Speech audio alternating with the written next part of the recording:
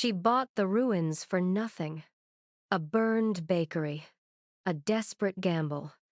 Then she opened the old brick oven, and everything she thought she knew shattered. Before we begin, tell me in the comments, what would you do if you found something that didn't belong to you but could save your life?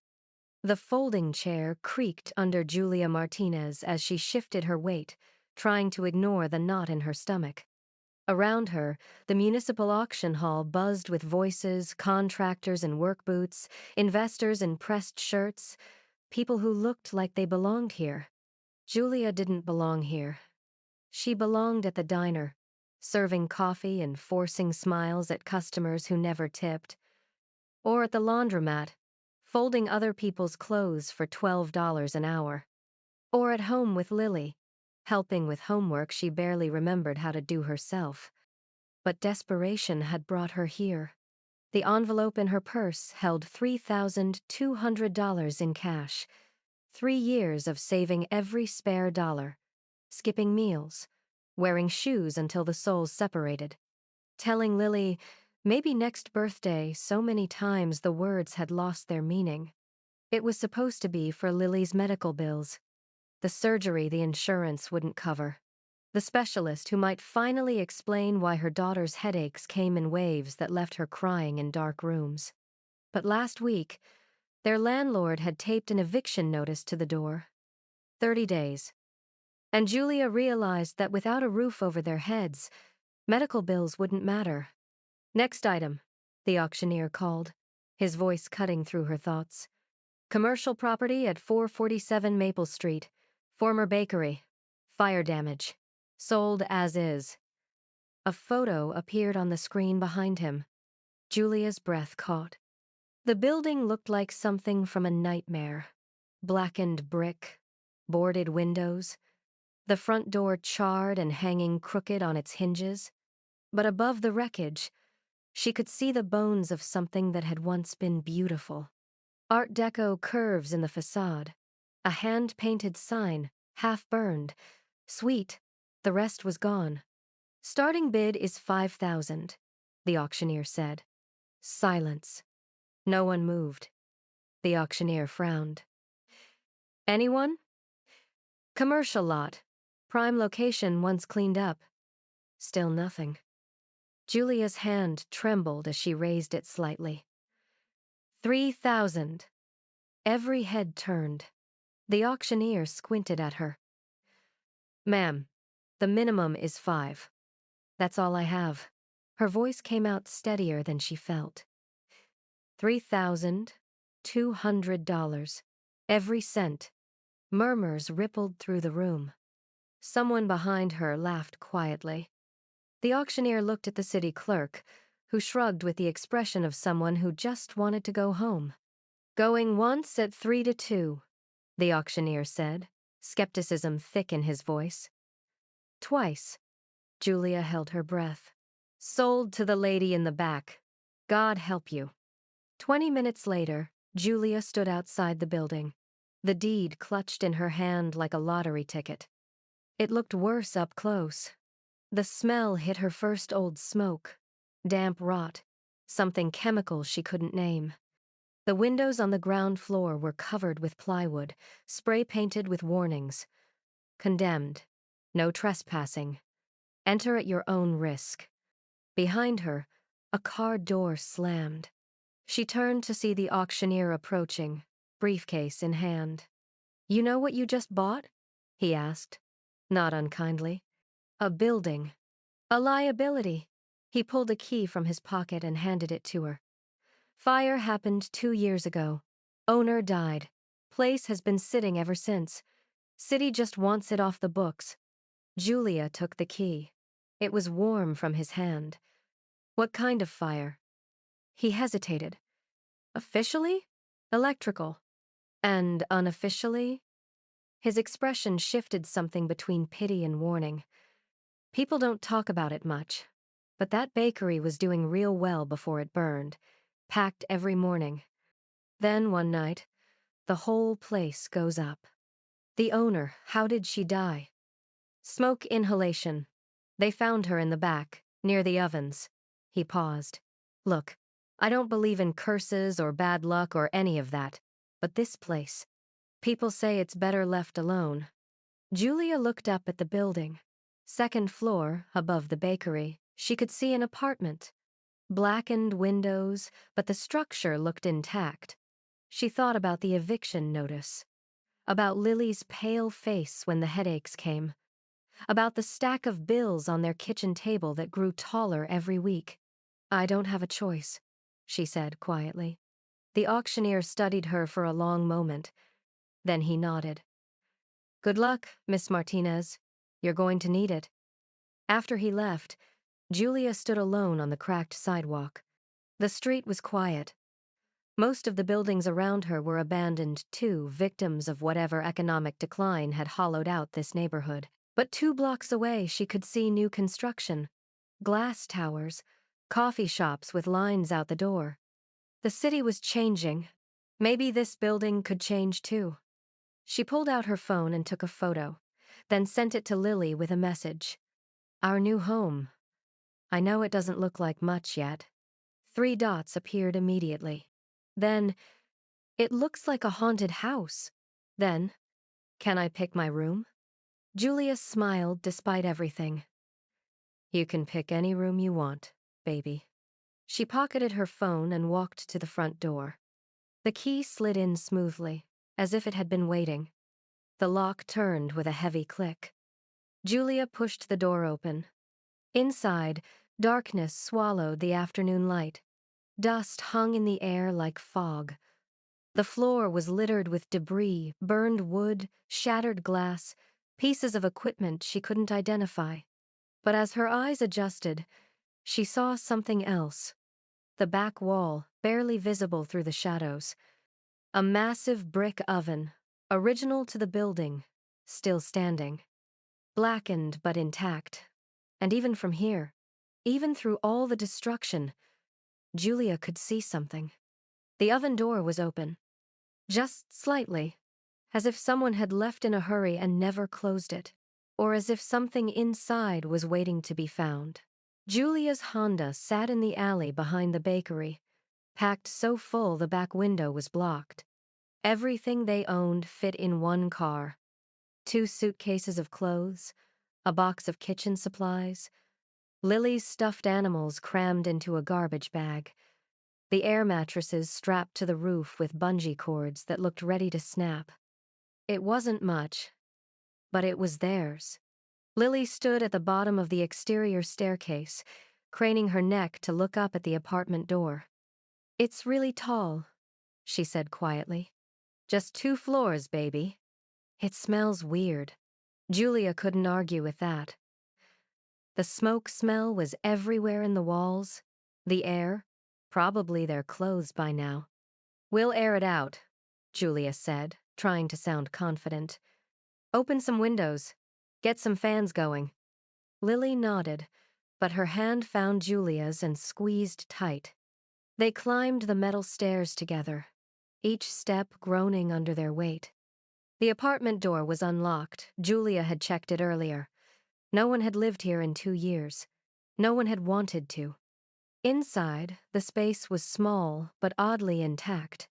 The fire had ravaged the bakery below, but up here, the damage was mostly smoke, blackened walls, stained ceiling, the kind of grime that settled into everything and refused to leave.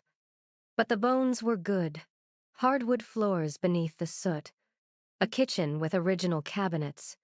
2 bedrooms, both tiny, both with windows that overlooked the street. Which one's mine? Lily asked, already moving toward the smaller room. Whichever you want. Lily disappeared inside, and Julia heard her opening the closet, testing the light switch that didn't work, her footsteps echoing in the empty space. Julia stood in the living room, looking around. This was home now. No going back. She pulled out her phone and opened her banking app. Balance: $47.82. $47 to last until her next shift at the diner. She closed the app before the panic could settle in. Mom! Lily's voice carried from the bedroom. There's a mirror in here, but it's broken. Julia walked down the narrow hallway and found Lily standing in front of an old mirror leaning against the wall. A crack ran diagonal across the glass, splitting the reflection into fragments. We can get rid of it, Julia said. Wait. Lily knelt down, peering behind the mirror. There's something stuck back here. She reached into the gap between the mirror and the wall, her small fingers searching. When she pulled her hand back, she was holding a photograph. The edges were curled and smoke-stained, but the image was clear. A woman, maybe 30, standing in front of the bakery. The building looked different, clean, inviting, with flower boxes in the windows and a bright yellow awning. The woman was smiling. Dark hair pulled back, apron dusted with flour, one hand resting on the doorframe like she owned the place. Which, Julia realized, she probably had. Lily turned the photo over. Written in neat handwriting on the back. Grand opening. March 2021. Dreams do come true. Elena. Julia's throat tightened. Who's Elena? Lily asked. I think she's the person who lived here before us. Where is she now? Julia didn't answer right away. She took the photo from Lily's hand, studying the woman's face. She looked happy, proud, like someone who'd worked her whole life for this moment. I don't know, baby. But she did know. The auctioneer's words echoed in her head. They found her in the back, near the ovens. Can we keep it? Lily asked. Julia looked at her daughter's face, hopeful, curious, unaware of the weight this photo carried. Yeah, Julia said softly. We can keep it. They spent the rest of the afternoon hauling boxes up the stairs and trying to make the apartment feel livable. Julia scrubbed the kitchen sink until her hands were raw. Lily swept the floors, pushing soot into piles that seemed to multiply no matter how many times she swept. By evening, they'd set up the air mattresses in the bedrooms and eaten cold sandwiches on the floor because they had no table yet. Lily talked about school starting next week, about whether the other kids would think living in a bakery was cool or weird. Julia listened and smiled and tried not to think about everything that could go wrong. As darkness fell, the apartment grew colder. The heat didn't work. Julia layered blankets on Lily's air mattress and tucked her in, still fully dressed in sweatpants and a hoodie. Mom? Lily's voice was small in the dark. Yeah, baby? What if someone died here? Julia's hand stilled on the blanket. What makes you think that? The picture, and the fire, and the way that man at the auction looked at you when you bought it. Julia sat down on the edge of the mattress, feeling it sink beneath her weight. She wanted to lie, to say everything was fine, that this was just a building, just walls and floors, nothing more. But she'd promised herself years ago that she'd never lie to Lily about the things that mattered. I think someone did, Julia said quietly. The woman in the photo, Elena. Lily was silent for a long moment. Then, do you think she's mad we're here? No, sweetheart, I think. I think she'd want someone to care about this place again. Even if it's us? Especially if it's us. Lily rolled onto her side, pulling the blanket up to her chin. Okay? Julia kissed her forehead and stood to leave. But as she reached the doorway, Lily spoke again. Mom, I'm glad we're here, even if it's scary. Julia's chest tightened. Me too, baby. Later, lying on her own air mattress in the dark, Julia couldn't sleep. The building creaked and settled around her. Wind whistled through gaps in the windows. Somewhere below, in the bakery, something metal shifted with a soft scrape.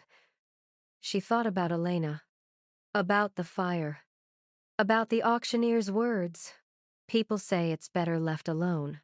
Julia pulled out her phone and Googled, Bakery Fire Maple Street 2023. The results loaded slowly. The first headline made her stomach drop. Local business owner dies in suspected arson. Investigation ongoing. Julia clicked the link, her heart pounding. But before the article could load, her phone battery died. The screen went black. And in the silence that followed, Julia heard it. A sound from downstairs. Faint but unmistakable. The creak of the oven door opening. Julia stood at the top of the stairs, listening. The sound had stopped. Maybe it was nothing. Wind through a broken window, the building settling. Old places made noise, everyone knew that. But her hand still trembled as she gripped the railing. She looked back at Lily's door. Closed. Silent. Then she descended the stairs, each step deliberate. Her phone, flashlight cutting through the darkness. The bakery stretched before her like the ruins of something once loved. Charred counters. Shattered display cases. Equipment twisted and blackened beyond recognition. But in the back, untouched by the worst of the flames, the brick oven stood. Massive. Original to the building. The kind bakers had used 70 years ago, before everything became stainless steel and electric. Its door hung slightly open. Julia's flashlight beam landed on the gap. She hadn't left it that way. Had she? She approached slowly, her breath visible in the cold air. The oven's interior was dark, cavernous. Big enough to stand inside if you bent your head. Julia crouched down and peered in. Nothing. Just soot-blackened brick and the faint smell of old smoke. She started to pull back, but something made her reach inside.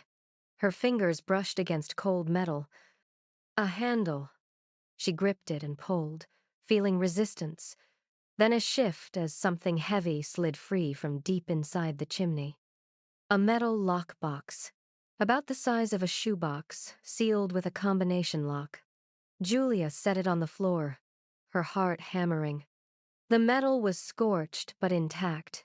Fireproof, she realized. Designed to survive exactly what had happened here. She picked it up, testing its weight. Heavy. Something substantial inside. The next morning, Julia sent Lily to school with the last $5 in her wallet for lunch. Then she spent 3 hours trying to open the lockbox. She tried common combinations. 0000. 1,234. Her birthday, Lily's birthday. Nothing worked.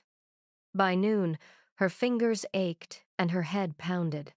She sat on the bakery floor, surrounded by debris, staring at the box like it might offer answers. What are you hiding? She thought about Elena's photo, the date on the back. Grand opening, March 2021. Julia picked up the lockbox again and tried 0321. The lock didn't budge. She tried 32021. Still nothing. Then, almost without thinking, 030121. March 1st, 2021. The lock clicked. Julia's breath caught. She stared at it for a long moment, her hands frozen. This was the point of no return. Whatever was inside this box, it had been hidden for a reason. Locked away in the one place that might survive a fire. She should call the police. Turn it over. Let them handle it. But $47 sat in her bank account. An eviction notice had brought her here, and Lily's medical bills weren't going away. Julia opened the box. Inside, wrapped in plastic bags, were stacks of cash. Hundreds, 50s, 20s. Bound with rubber bands, organized and deliberate. Julia's hands shook as she pulled them out, counting without meaning to. 5,000, 10,000, 20, 30, $47,000. She sat back hard. The money spread across her lap. Her vision blurred. This was impossible. This was a miracle. This was... Her hand brushed something else in the box. A passport. Julia pulled it out and opened it. Elena Vasquez, born 1991. The photo matched the woman from the picture, dark hair, bright eyes, the kind of face that smiled easily. But the passport's expiration date stopped Julia cold. It didn't expire for another 3 years. Elena had been planning to leave. Soon. Julia reached back into the box, her fingers finding one more item. An envelope. Sealed. Thick paper. Her name was written on the front in neat handwriting. To whoever finds this, Julia's throat went dry. She opened the envelope with trembling fingers and unfolded the letter inside. The handwriting was the same as on the passport, careful, deliberate. It began, "If you're reading this, I'm already gone. And they're probably looking for you now, too." Julia read the first line 3 times, her pulse roaring in her ears. The letter continued. "My name is Elena Vasquez. I owned this bakery for 2 years. I loved it more than anything I'd ever built. But loving something doesn't protect it from people who want to take it away. 6 months ago, a man named Vincent Cross offered to buy this building. I said no. He offered again. I said no again. Then the threats started. He said accidents happen to people who don't cooperate. He said fires start in old buildings. He said I should think about what matters more, pride or survival. I tried to go to the police. But Cross owns half this neighborhood. He has people everywhere. I realized I was alone. So I did the only thing I could think of. I hid everything I had. My savings, my documents, everything. This money was supposed to get me out. Start over somewhere he couldn't find me. But if you're reading this, it means I didn't make it. I'm asking you to do what I couldn't. Use this money. Get out. Don't trust anyone who asks about the building. And whatever you do, don't let Cross know you found this." The letter ended there. No signature, no final message, just a warning. Julia sat in the ruins of the bakery, Elena's words burning into her mind. The money was still spread across her lap. $47,000. Enough to change everything. Or destroy everything. Outside, a car engine rumbled to a stop. A door slammed. Footsteps approached the front entrance. Julia shoved the money back into the lockbox, her movements frantic. The door handle rattled. Then a knock. Heavy. Deliberate. "Hello?" a man's voice called. "Anyone home?" Julia's blood turned to ice. She clutched the lockbox to her chest and didn't breathe. The voice came again, closer now. "I'm looking for the new owner, Julia Martinez, right? We need to talk about this property." Julia didn't move. The lockbox pressed against her ribs. The money inside felt heavier than it should. The knocking came again. "Miss Martinez, I saw your car out back. I know you're in there." His voice was smooth, patient, the kind of voice that knew it would get what it wanted eventually. Julia's mind raced. She couldn't let him see the lockbox, couldn't let him know she'd found anything. She shoved the box behind a toppled metal shelf, covering it with a burned sheet of plywood. Then she stood, brushed soot off her jeans, and walked to the door. She opened it just enough to see out. A man stood on the sidewalk. Mid-40s, expensive suit, polished shoes that didn't belong on this street. His smile didn't reach his eyes. "Julia Martinez?" he asked. "Yes. My name is David Chen. I work for Cross Development Group." He pulled a business card from his pocket and held it out. "We're very interested in this property." Julia's stomach dropped at the name. Cross. She took the card with steady hands, though everything inside her was screaming. "I just bought it," she said.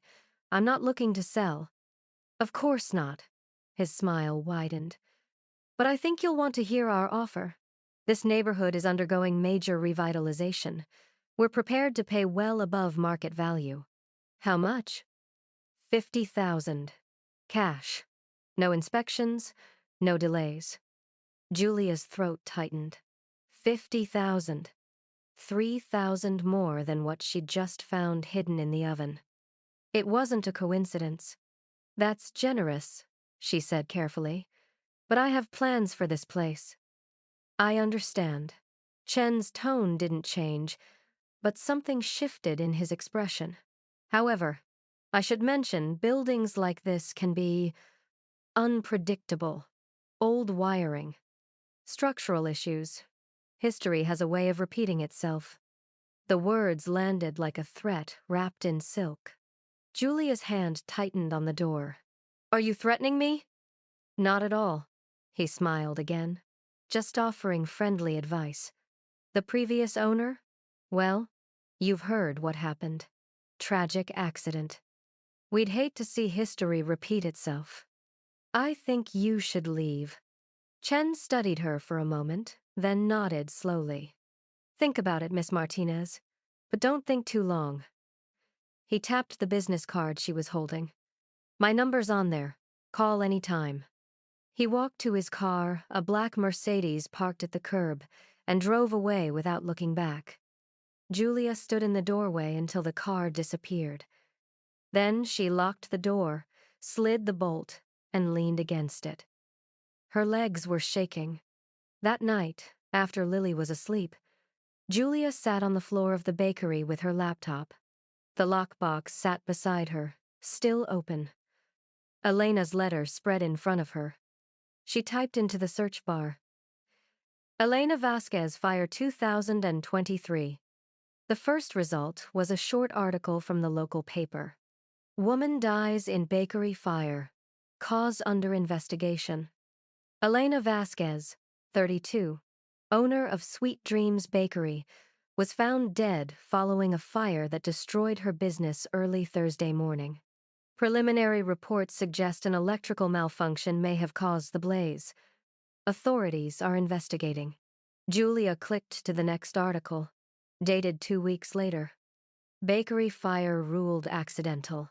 No foul play suspected. The fire that claimed the life of Elena Vasquez has been officially ruled accidental, according to the city fire marshal.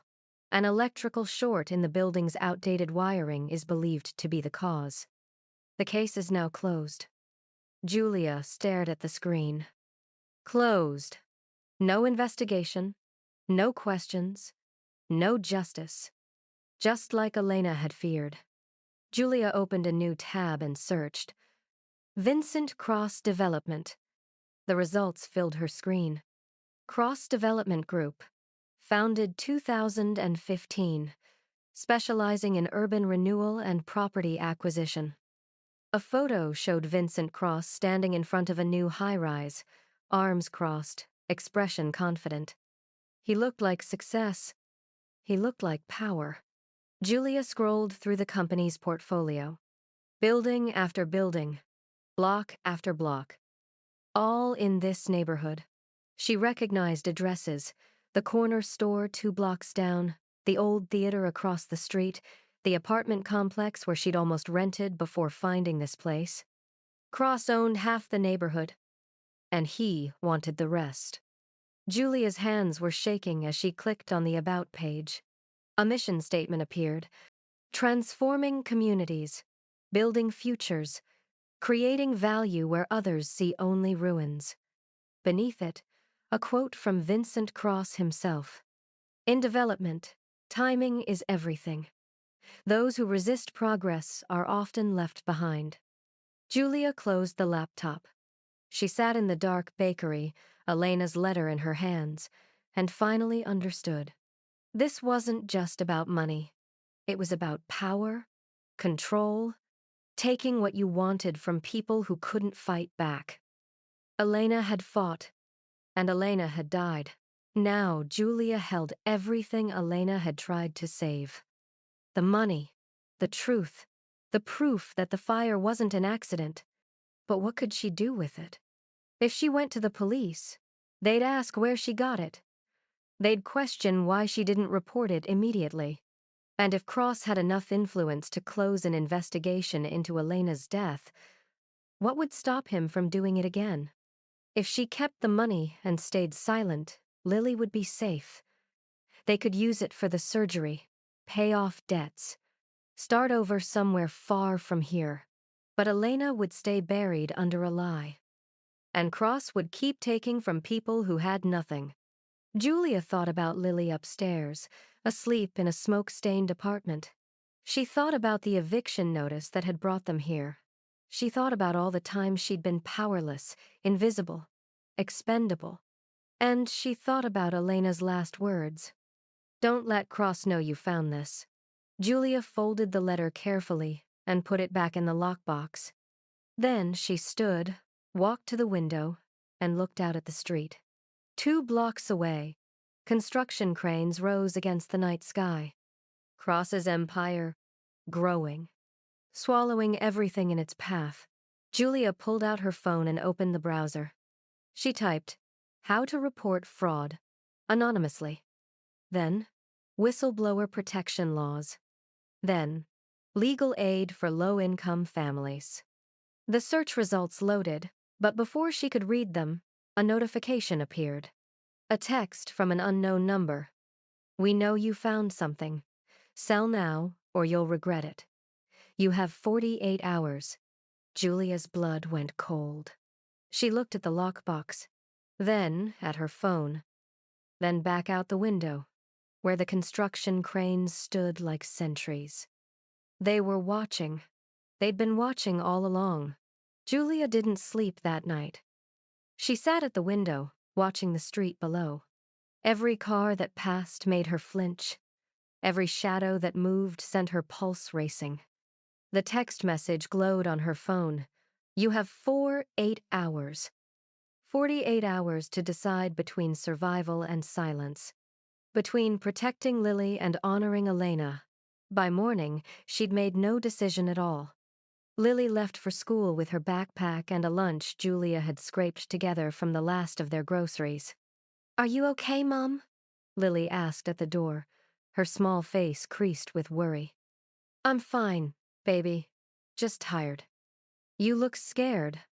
Julia knelt down, forcing a smile she didn't feel. "I'm not scared. I'm just thinking about a lot of things. About the bakery." "Yeah, about the bakery." Lily hugged her tight. "It's going to be okay. I know it is."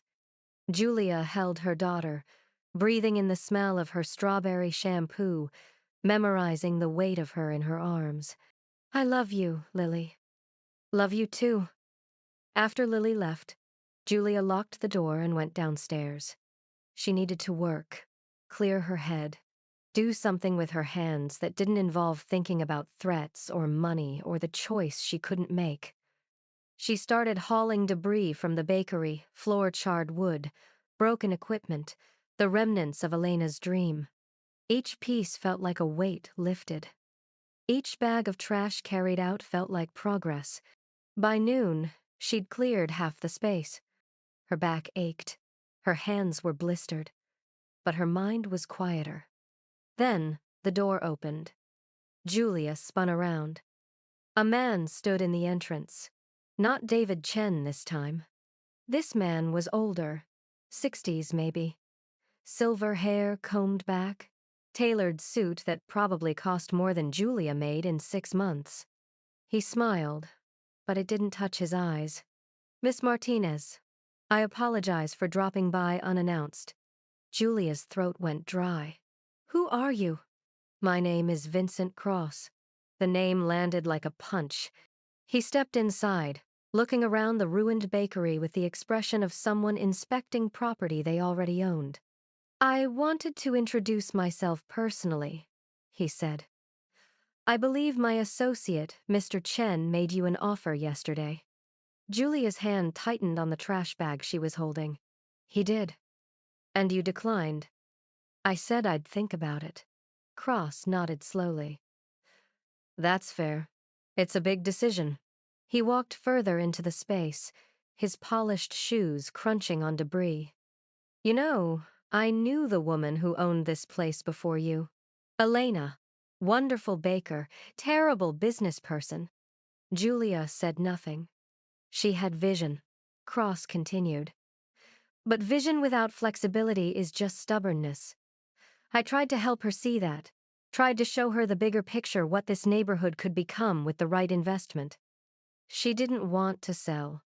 No, she didn't. Cross stopped in front of the brick oven, studying it. And look where that got her. The words hung in the air like smoke. Julia's pulse hammered. The fire was ruled accidental. It was. Cross turned to face her, his expression unreadable. But accidents happen to people who make poor choices, people who don't understand how the world works. Is that a threat? It's a fact. He pulled an envelope from his jacket and set it on the scorched counter. $50,000. Cash. You sign the papers, take the money, and move on with your life. Your daughter Lily, isn't it? She gets to grow up safe. You get to stop working 3 jobs. Everyone wins. Julia's blood turned to ice. How do you know my daughter's name? Cross smiled. I make it my business to know who I'm dealing with. And I know you're a good mother, Miss Martinez. You've sacrificed everything for that little girl. So I'm confident you'll make the smart choice. And if I don't? His smile faded. This building has a history of fires. It would be a shame if history repeated itself. The threat was clear now. Undeniable.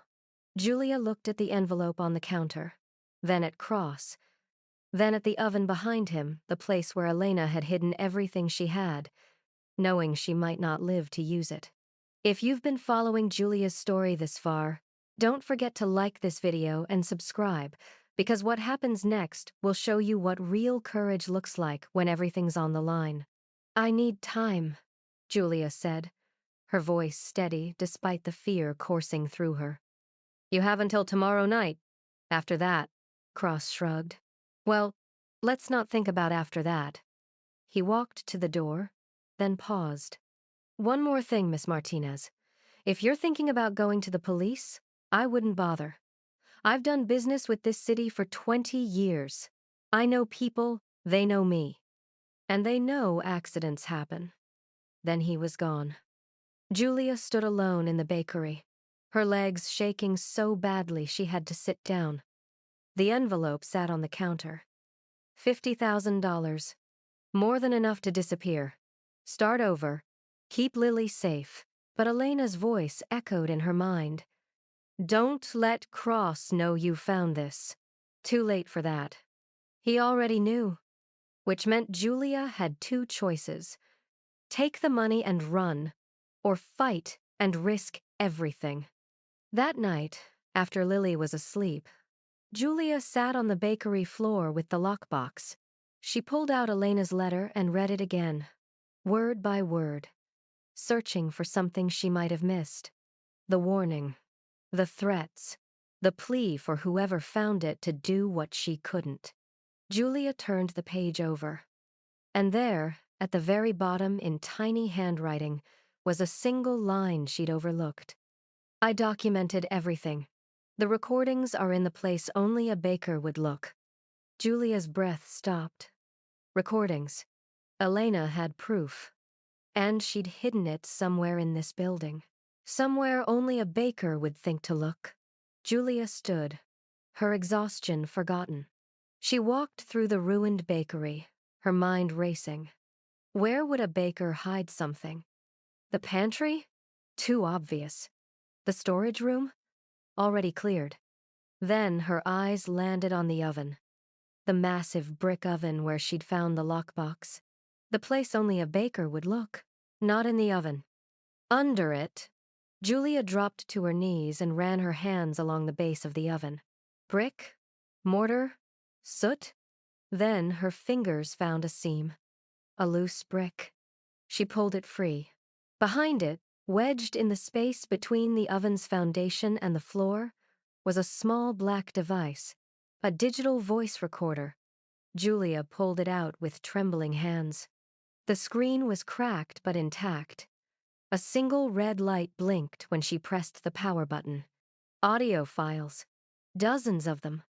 Dated from 6 months ago to 2 days before the fire. Julia pressed play on the first file. Static. Then voices. A woman's voice, Elena's calm but tense. "Mr. Cross, I already told you, I'm not selling." A man's voice, smooth and cold. "Elena, you're making this harder than it needs to be."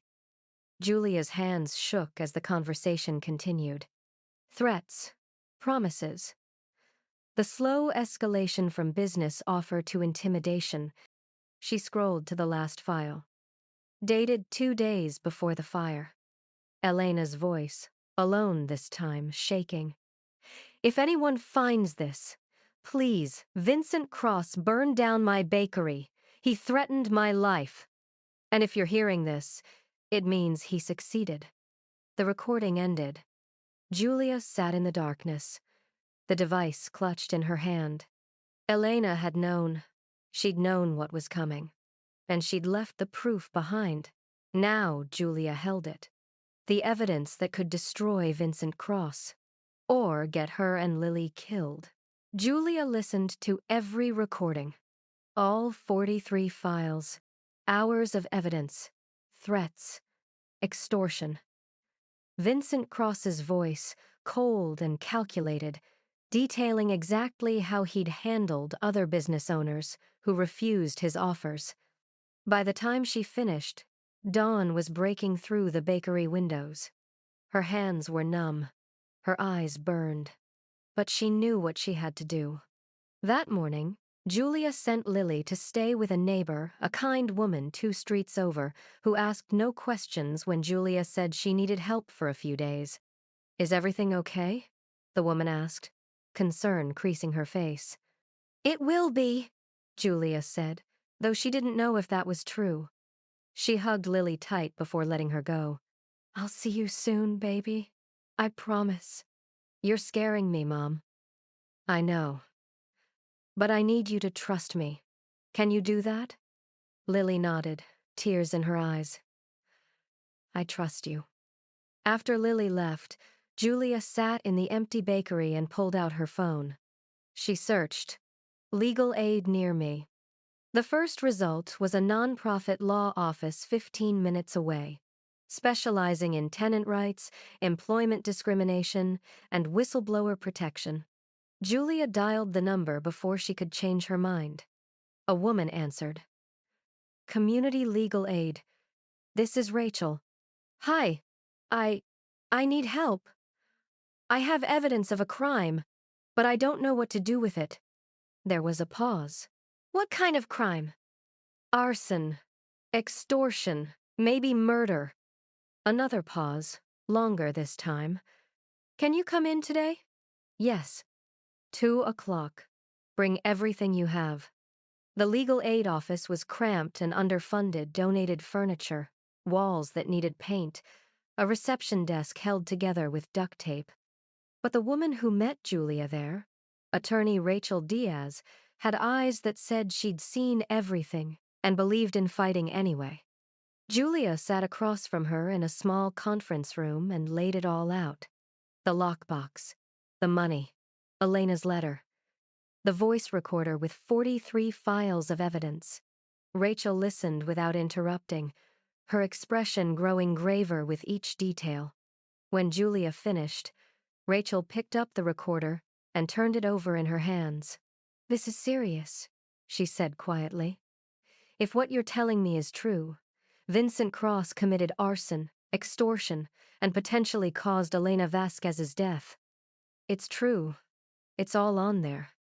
Rachel connected the recorder to her laptop and listened to 3 files, her jaw tightening with each one.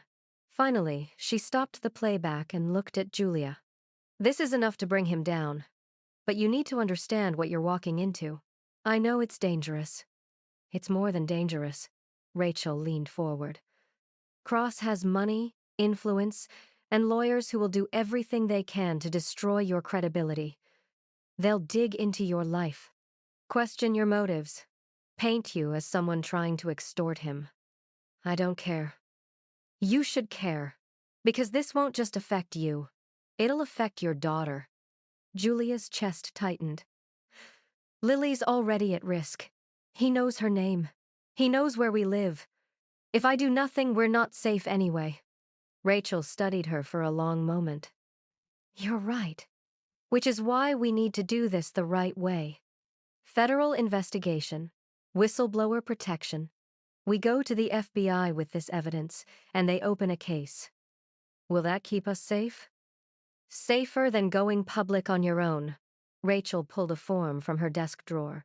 But I won't lie to you, Julia. This is going to be hard. It's going to take months. And there are no guarantees. Julia looked at the recorder on the desk. She thought about Elena, who'd tried to fight alone and lost. She thought about Lily, growing up in a world where people like Cross always won because no one was brave enough to stop them. She thought about the $47,000 sitting in the lockbox upstairs, enough to disappear, start over, pretend none of this had ever happened. But Elena's voice echoed in her mind. Please, don't let him win. Julia picked up the pen. What do I need to sign? If you've been following Julia's journey and believe that one person's courage can change everything, don't forget to like this video and subscribe. Because what happens next will show you what real justice looks like when someone finally refuses to stay silent. 3 hours later, Julia walked out of the legal aid office with a plan.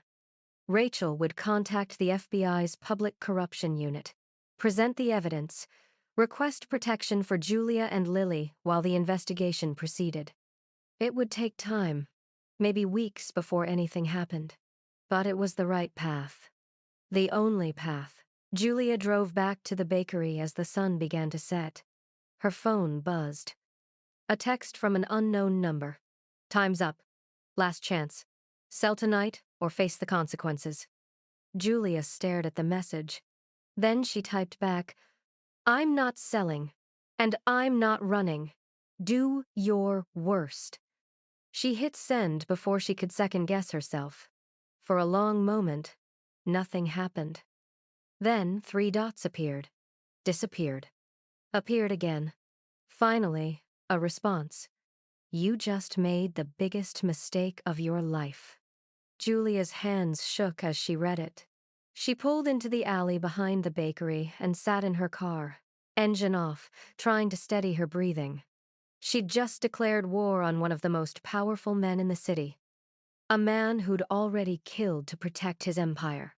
What had she done? Her phone rang, making her jump. Rachel's name appeared on the screen. Julia answered. Hello? The FBI wants to meet. Tomorrow morning, 9 a.m. Rachel's voice was urgent. They listened to the recordings. They're opening an investigation. Julia's breath caught. They believe me? They believe the evidence. This is real, Julia. You're going to testify. They're going to take Cross down. What about protection?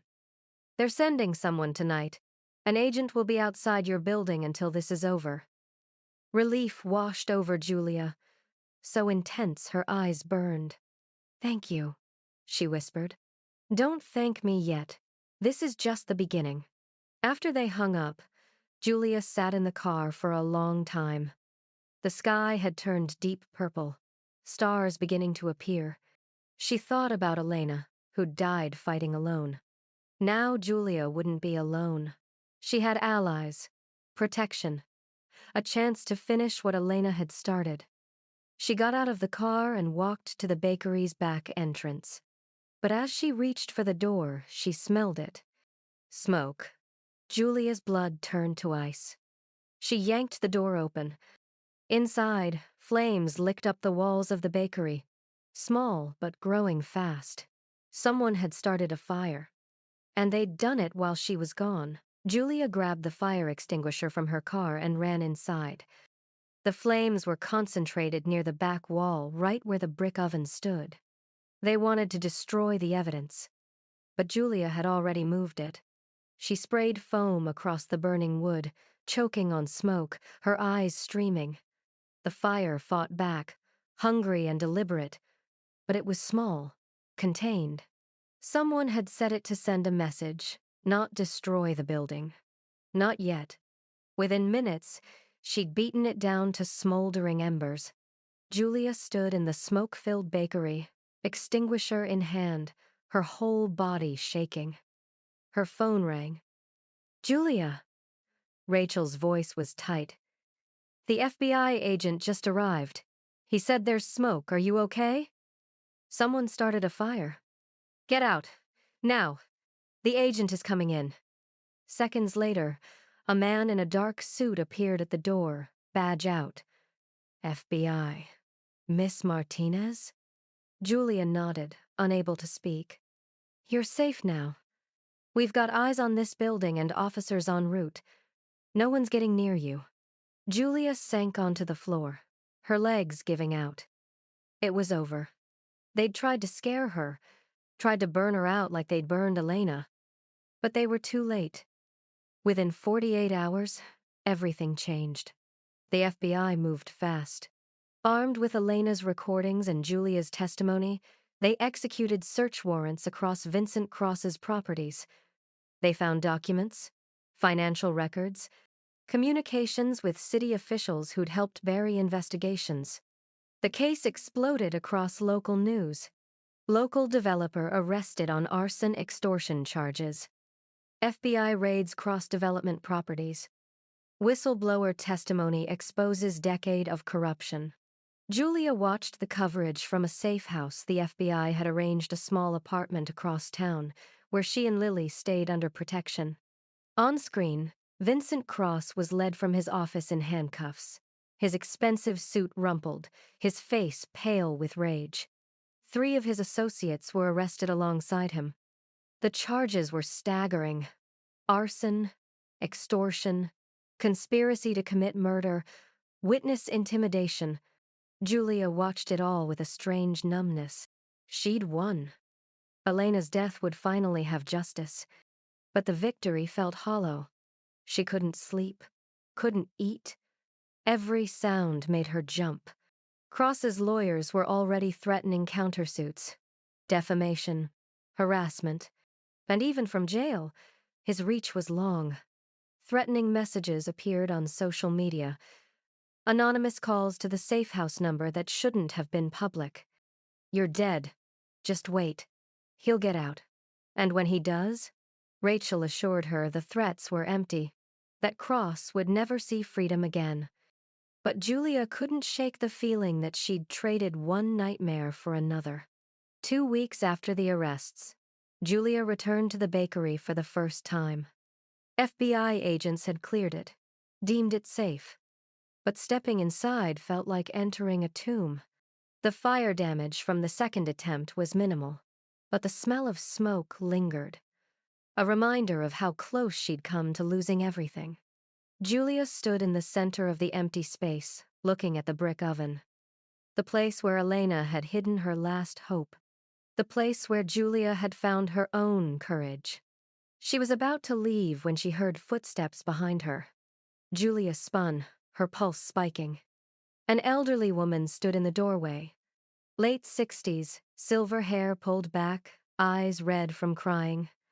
"I'm sorry," the woman said, her voice breaking. "I didn't mean to startle you.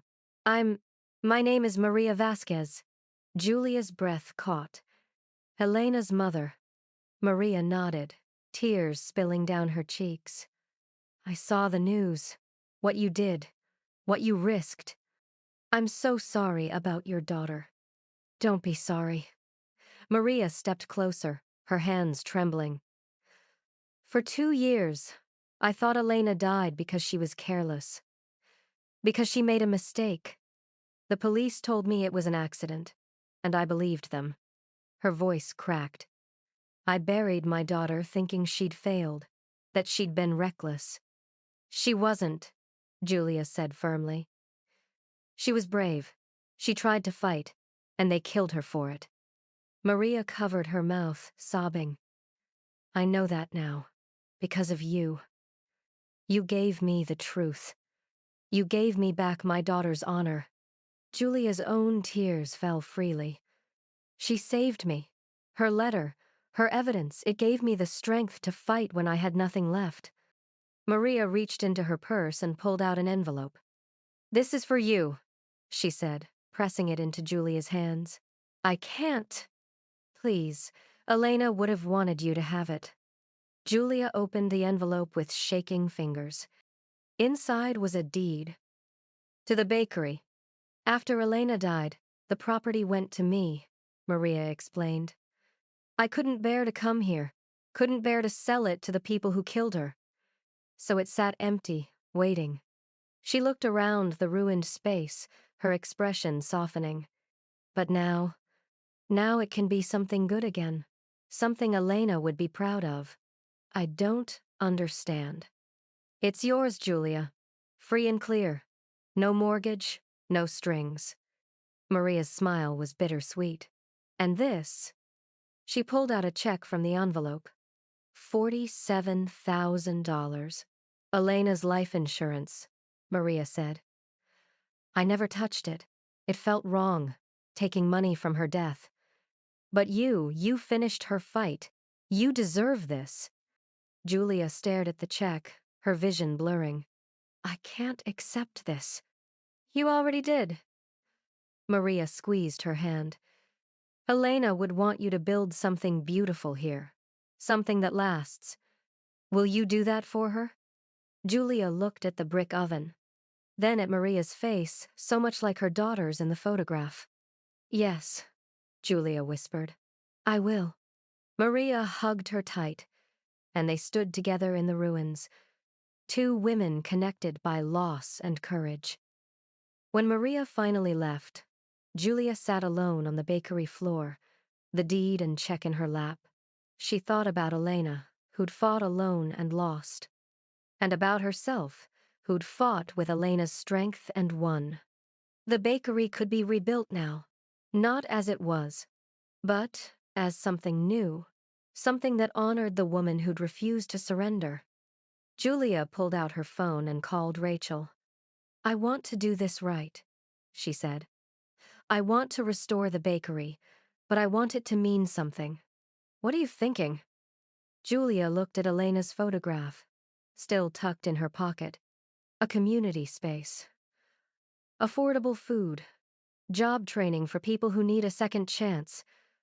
A place that fights back against people like Cross by building something they can't destroy. Rachel was quiet for a moment. Then, "Elena would have loved that." "Yeah," Julia said, smiling through tears. "She would have." 6 months later, Julia stood on a ladder, painting the last section of the bakery's front wall. The color was warm yellow, the same shade Elena had chosen for the original awning. Lily sat on the sidewalk below, sketching the building in her notebook. "Mom, it looks like the picture," she said, comparing her drawing to the photograph they'd framed and hung inside. Julia climbed down and stood beside her daughter, studying their work. The bakery had been transformed. New windows, repaired brick, a hand-painted sign above the door that read, "Elena's Legacy, Community Bakery and Cafe." Beneath it, in smaller letters, "In memory of those who fight for what's right." "Yeah, baby," Julia said, her throat tight. "It does." The renovation had taken 4 months. Julia hired local workers, some who'd known Elena, others who'd heard her story and wanted to help. The brick oven was restored to working condition, the kitchen rebuilt with equipment that gleamed under new lights, the dining area filled with mismatched tables and chairs donated by neighbors. It wasn't fancy, but it was real. Every morning, Julia baked bread using recipes she'd found in Elena's old notebooks, tucked away in a cabinet upstairs. Sourdough, ciabatta, sweet rolls that filled the building with warmth. She hired 3 staff members, all people who needed a second chance.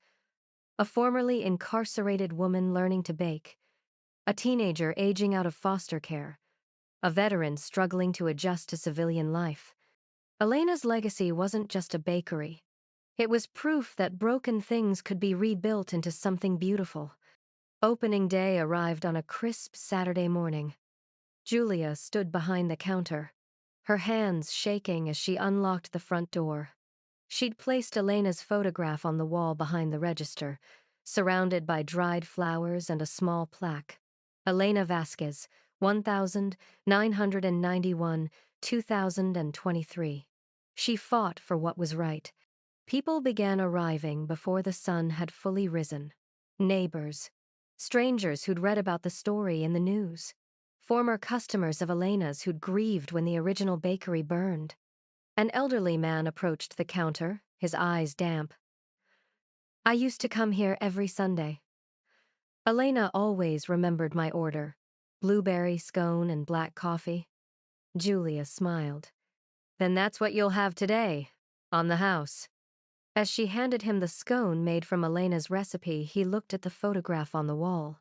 She would have loved this, he said quietly. Thank you for bringing her back. By noon, the bakery was full. Laughter echoed off the walls. The smell of fresh bread mixed with coffee. Children colored at tables while their parents talked. Julia watched from behind the counter, overwhelmed. Lily appeared at her side, tugging her sleeve. Mom, look! She pointed to the window. Outside, a small crowd had gathered around a makeshift memorial someone had created on the sidewalk. Flowers, candles, notes written on scraps of paper. Julia stepped outside to read them. Thank you for not giving up. Elena's story saved my family from a predatory landlord. We fought back because of you. Courage is contagious. Thank you for proving that. Julia's vision blurred. She knelt down and added her own note to the pile. Elena, I finished what you started. I hope I made you proud. Julia. When she stood, Maria was there. Elena's mother had come every week during the renovation, bringing old photos, sharing stories, helping Julia understand the woman who'd saved her without ever meeting her. Now Maria pulled Julia into a hug. She's here, she whispered. I can feel her. Me too, Julia said. That evening, after the last customer left, Julia and Lily sat alone in the quiet bakery. Lily leaned against her mother's shoulder. Are we going to be okay now? Julia thought about the question. 6 months ago, she'd been terrified, desperate. One eviction notice away from losing everything. Now she owned a bakery, had money in the bank, a future that didn't involve choosing between rent and food. But more than that, she had purpose. Yeah, baby, Julia said. We're going to be okay. Because of the money Elena left us? No. Julia looked at her daughter's face so much wiser than 9 years should allow. Because we learned something important. What? That sometimes the greatest gift isn't what people leave behind. It's the courage to finish what they started. Lily was quiet for a moment. Then, do you think Elena knows we finished her fight? Julia looked at the photograph on the wall. Elena's smile, her bright eyes, the pride in her expression as she stood in front of the bakery she'd built from nothing. I think she does, Julia said. They sat together as twilight deepened outside, the bakery glowing warm around them. Julia thought about the lockbox in the oven, the money, the recordings, the letter that had changed everything.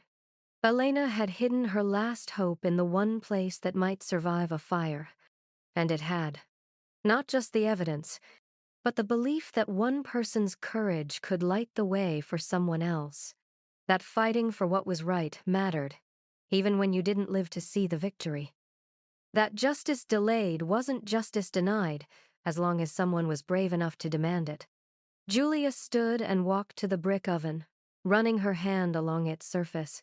Thank you, she whispered. And in the quiet bakery, surrounded by the smell of bread and hope, she could have sworn she heard an answer. You're welcome. The truth doesn't always come with power or money attached. Sometimes it comes wrapped in ash, hidden in an oven, waiting for someone brave enough to let it burn everything down so something better can rise.